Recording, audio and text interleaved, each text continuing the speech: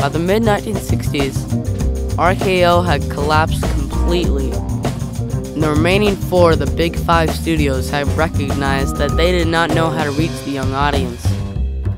Foreign films were experiencing a major boom in popularity with young people. In an attempt to capture this audience, the studios hired a host of young filmmakers and allowed them to make their films with relatively little studio control. Fact number 15. In the 1970s, it seemed that all members of the new Hollywood generation were independent filmmakers. The new Hollywood generation soon became firmly entrenched in a revived incarnation of the studio system, which financed the development, production, and distribution of their films. Very few filmmakers ever independently financed or independently released a film of their own or ever worked on an independently financed production during the height of the generation's influence. On realizing how much money could potentially be made in films, major corporations started buying up the remaining Hollywood studios, saving them from the oblivion which befell RKO in the 50s. Fact number 16.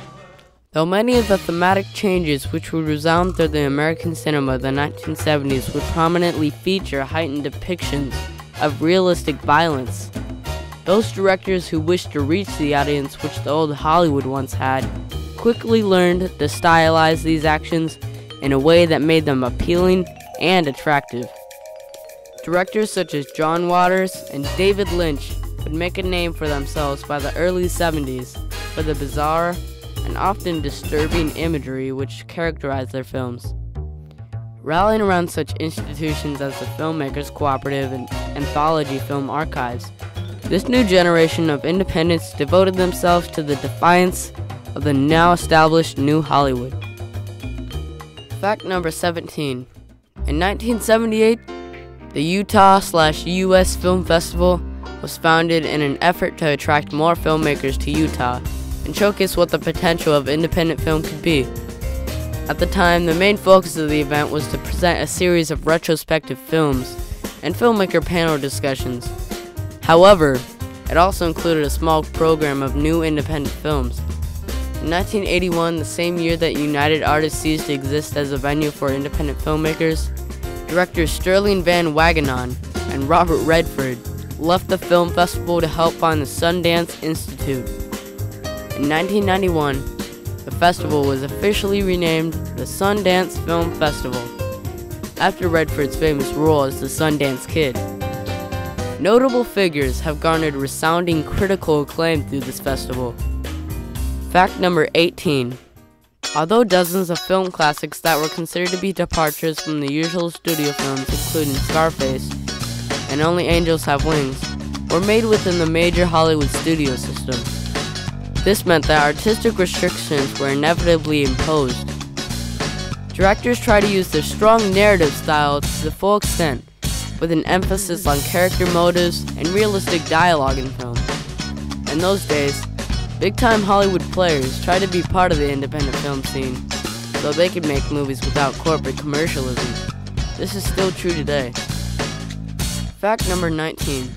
The independent film scene's development in the 1990s and 2000s have been stimulated by a range of factors, including the development of affordable digital cinematography cameras and easy-to-use computer editing software. Until the advent of digital alternatives, the cost of professional film equipment and stock was a major obstacle to independents who wanted to make their own films. Studio quality filming typically required expensive lighting and post-production facilities. Technologies such as DVD, firewire connections, and professional-level non-linear editing system software make movie making relatively inexpensive. Fact number 20. Today, due to the large volume of inexpensive, high-end digital film equipment available at the consumer level, independent filmmakers are no longer dependent on major studios to provide them with the tools they need to produce a film. Post-production has also been simplified by non-linear software available for home computers. In an effort to cash in on the present-day boom in independent film, Today's big six major studios have created a number of independent flavored subsidiaries designed to develop less commercial, more character-driven films which appeal to the growing art house market. Independent movie making has also resulted in the proliferation and repopularization of short films and short film festivals. Award-winning full-length films showcased at film festivals are more likely to get picked up for distribution by major film studios.